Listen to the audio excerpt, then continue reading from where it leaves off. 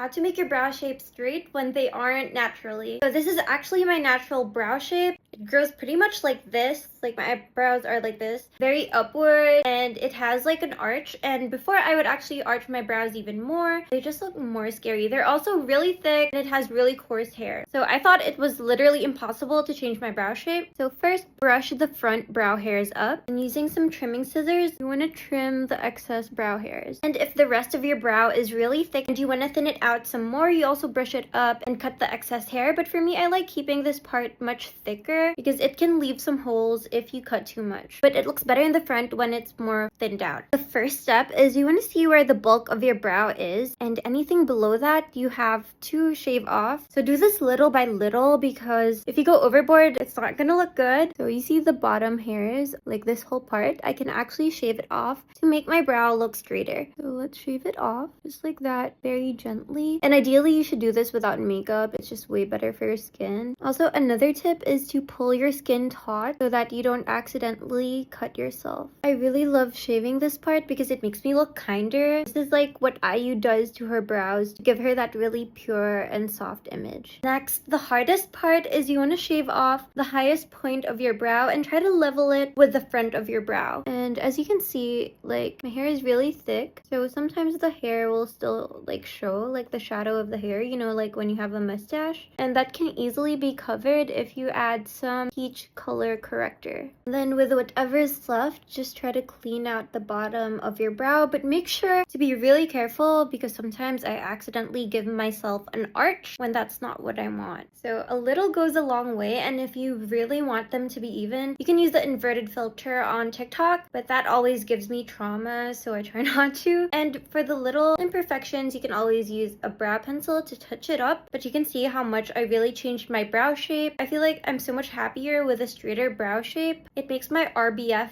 look less intense.